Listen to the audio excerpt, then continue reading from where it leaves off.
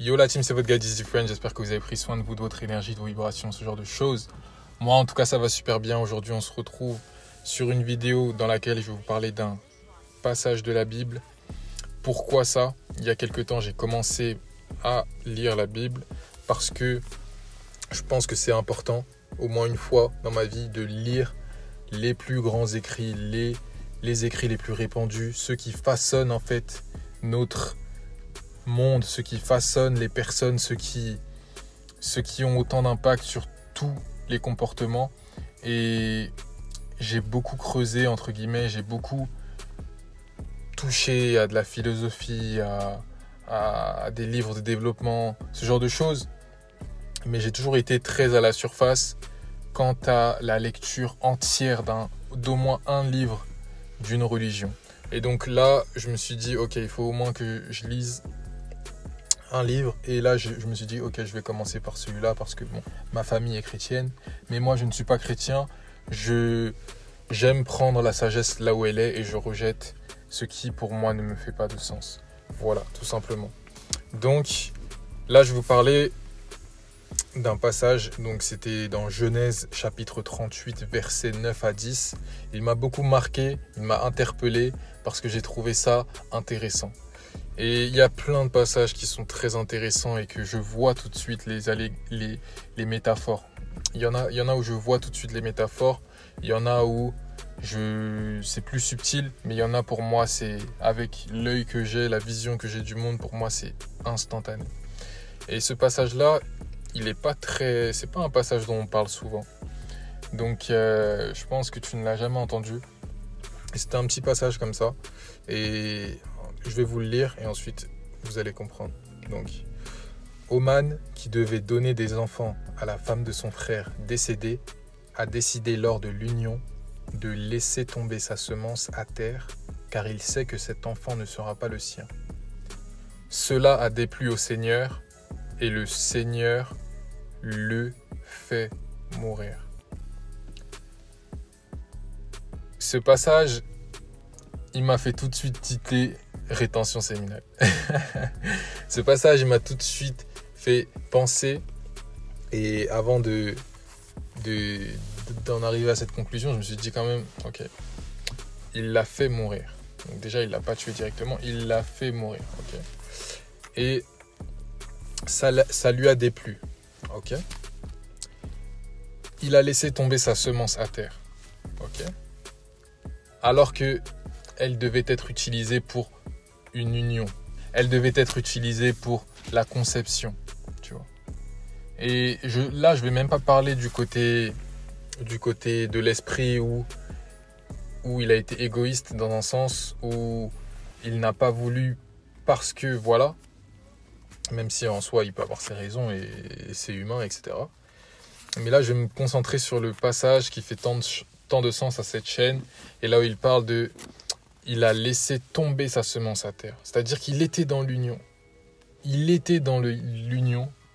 Et il arrive au point, au climax, il arrive au bout du bout, au point de non-retour, où il va éjaculer. Et ce qu'il se passe, c'est qu'il se dit non, je vais laisser cette semence tomber. Je vais la laisser tomber au sol et elle ne servira à rien. Elle ne servira à rien.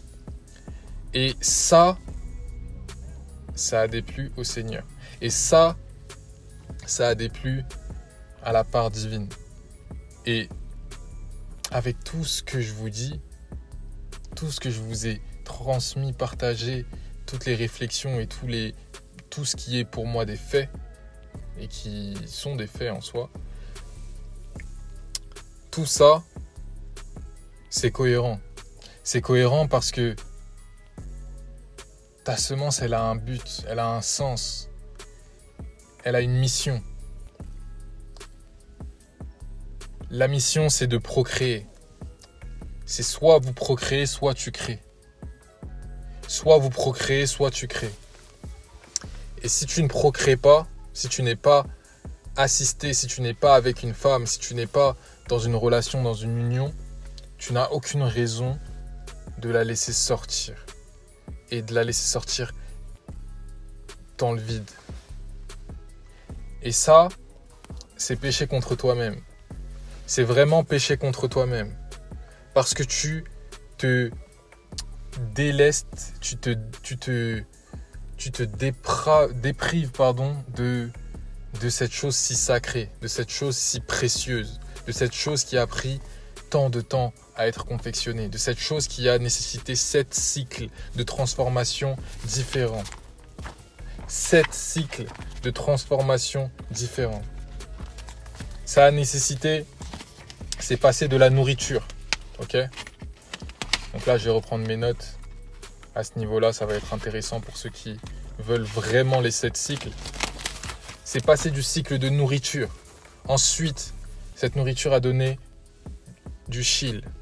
Donc le chyle, c'est un liquide blanchâtre, laiteux, donc c'est présent dans les vaisseaux lymphatiques de l'intestin grêle lors de la digestion. Ensuite, c'est passé au sang.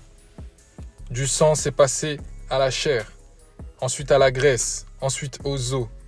Ensuite, à la moelle.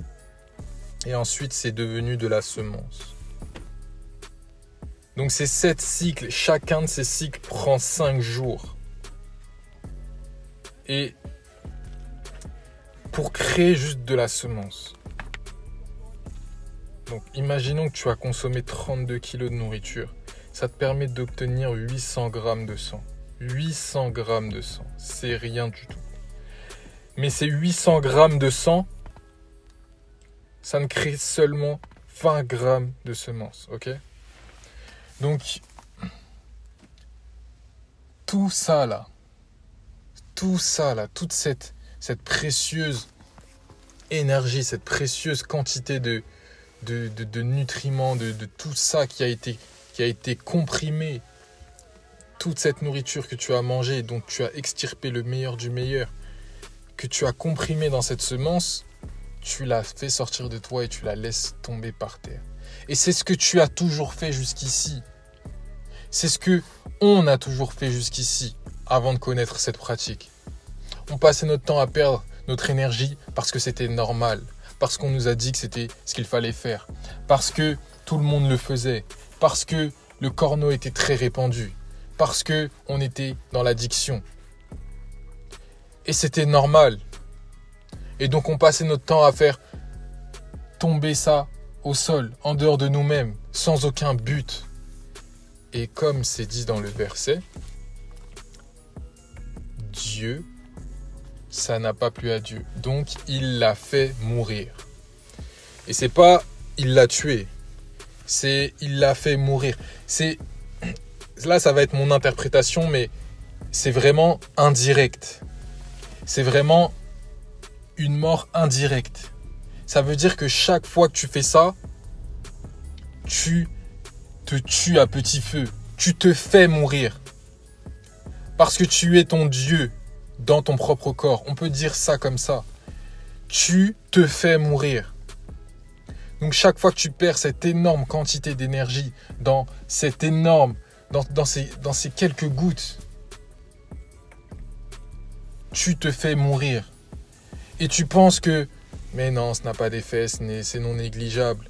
Parce que tu ne sens pas sur l'instant. Ce n'est pas une mort instantanée. Mais c'est une mort à petit feu. À petit feu. Tu es vraiment comme la grenouille qu'on met dans l'eau et que petit à petit on augmente la température. Et petit à petit on augmente la température et petit à petit elle commence à... En fait, elle ne se rend pas compte que la température monte. Alors que si on l'avait fait rentrer directement dans l'eau bouillante, une grenouille serait ressortie aussitôt. Et toi, justement, tu ne rentres pas directement dans l'eau bouillante. Mais tu chauffes un petit peu. Tu perds un petit peu de plus ta flamme. Tu perds un peu plus de vitalité chaque jour. Et tu te fais mourir. Tu fais mourir cette flamme dans tes yeux. Tu fais mourir cette résonance dans ta voix. Tu fais mourir cet éclat dans ta peau. Tu fais mourir cette énergie, cette aura que tu dégages. Et c'est tellement important que tu, justement, contiennes cette énergie. Si tu ne veux pas procréer, garde-la. Si tu veux procréer, procrée. Mais il faut que tu fasses les choses en conscience. Et pas juste parce qu'on t'a dit de le faire. Pas juste parce que justement l'OMS ou je ne sais quelle organisation t'a dit qu'il fallait que tu perdes ton énergie sacrée 3 fois par jour, 21 fois, 12 fois par mois. Et non, même plus, ils te demandent de le faire 21 fois par mois ou un truc comme ça.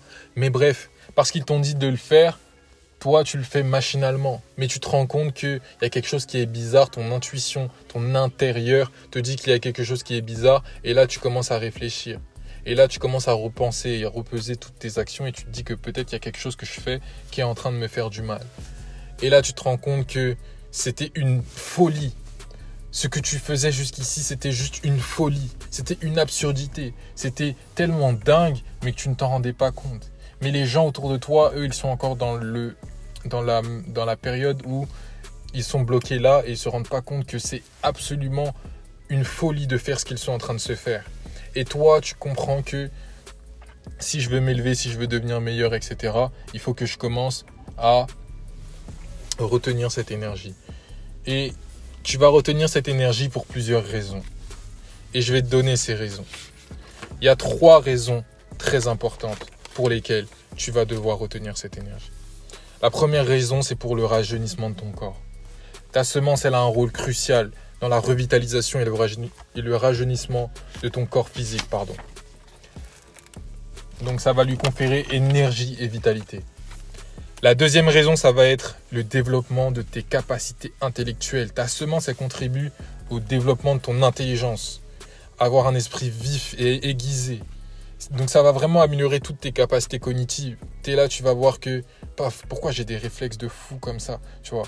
Imagine si tu es un sportif, tu seras vraiment dans la zone, tu seras dans l'instant présent. Tu vas vraiment pouvoir analyser les situations beaucoup plus rapidement que certaines personnes.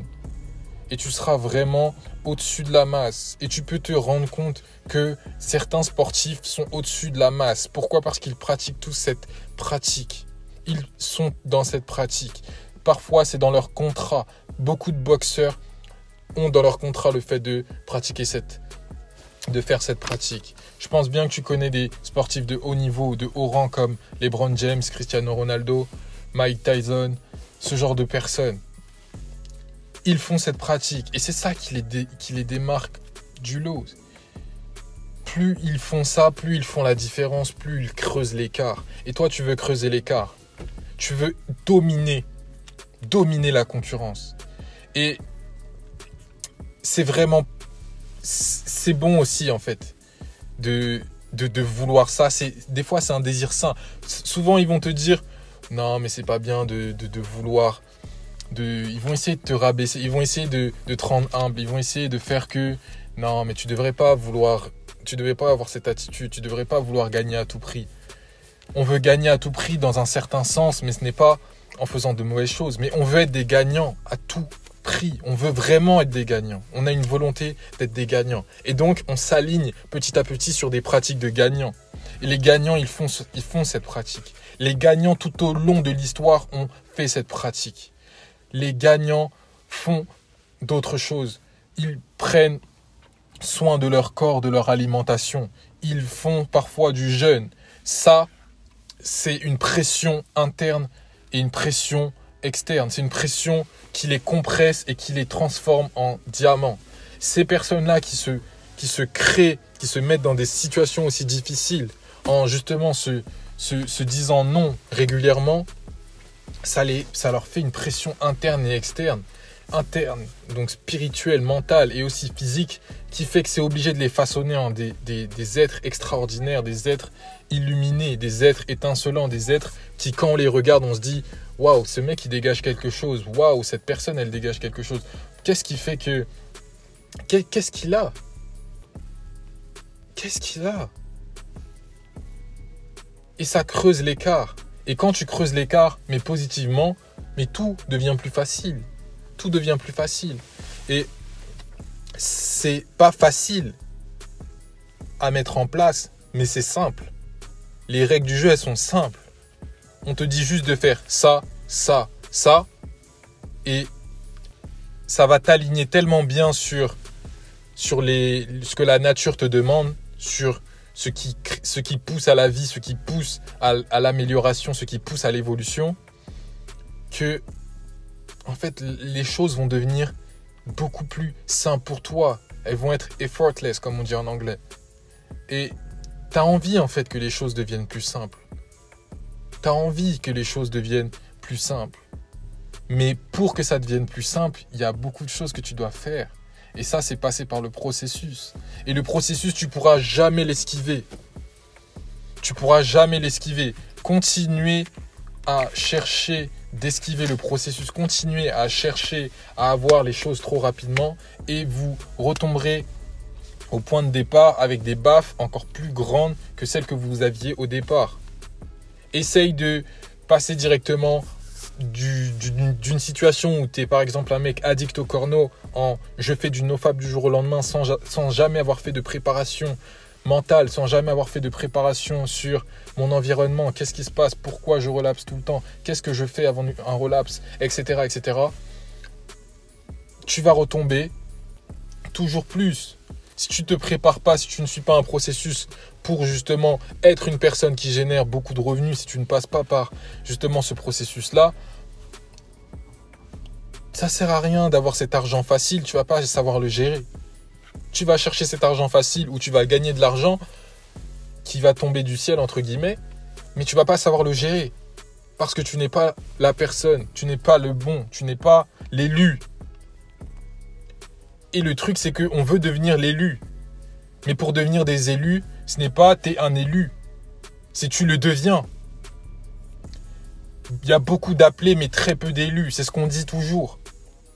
Beaucoup d'appelés, mais très peu d'élus. Et on est tous appelés. Mais on ne sera pas tous élus. Et le but, justement, c'est de passer les sélections jour après jour, de passer les qualifications jour après jour.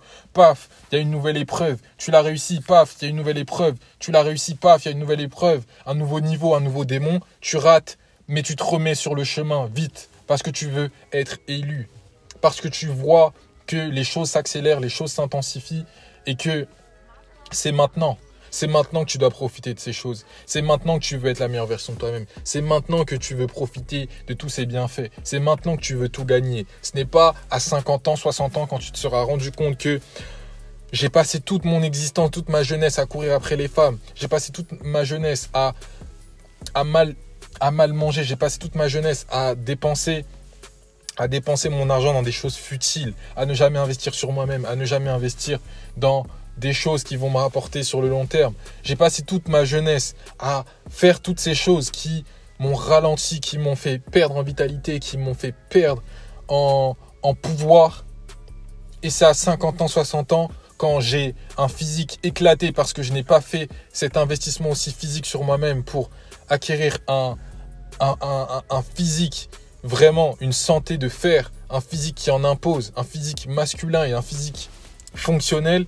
Parce que je n'ai pas fait ces choses, je me retrouve à 50, 60 ans, j'ai un physique éclaté, j'arrive pas à marcher, je n'arrive pas à me baisser, à me courber, je n'arrive pas à plier les genoux parce que je n'ai jamais fait le nécessaire, je n'ai pas fait d'étirement, je ne suis pas allé à la salle ou surtout faire du street workout en dehors, en plein air. Je n'ai pas fait ce genre de choses. Et là, tu te fais frapper par le regret, tu te fais frapper par la culpabilité, tu te fais frapper par toutes ces émotions qui te mettent bas en énergie, bas en vibration, bas en tout. Et qui te mettent encore plus bas que tu n'es déjà. Et ça, tout ça, c'est ce qu'on veut pas. Donc les frérots, je veux qu'on soit des élus. Mais si tu penses que tu es un élu, de base, tu te trompes. Tu te trompes. Oui, tu as des éveils spirituels. Oui, tu as des visions de la vie. Oui, peut-être que tu as pris l'arrêt de pile, si on peut dire ça comme ça. Mais l'arrêt de pile, c'est bien, mais si tu ne passes pas à l'action, ça ne sert à rien. Voir les choses, mais si tu ne changes pas tes actions, ça ne sert à rien. Donc, deviens un élu. Commence à t'aligner sur les bonnes pratiques. Et tout marchera pour toi. C'est une promesse. Tout marchera mieux pour toi. Et c'est pas moi qui te fais cette promesse. Ça fait partie des lois de la nature. Ça fait partie de la loi de la nature. Donc voilà, j'espère que ça vous a fait énormément de sens. Énormément de sens. Envoyez des gros pouces bleus. Partage ça à quelqu'un à qui tu penses que ça ferait du sens. C'est ultra important. Dis-moi en commentaire. Donne de la force en commentaire. C'est ultra important. Ça me fait plaisir de vous lire. Et pour ceux qui veulent plus de contenu, plus de vidéos, plus de valeur, il y a le Patreon. Donc le lien est en description. Si tu veux nous rejoindre, teste. Tu n'es pas obligé de rester des mois et des mois. Teste une fois. Viens tester. Tu vas kiffer. Ça, j'en suis sûr. Tu vas apprendre énormément. Et si tu veux te désabonner plus tard, tu te désabonnes. Mais viens au moins goûter. Et ensuite, tu seras servi.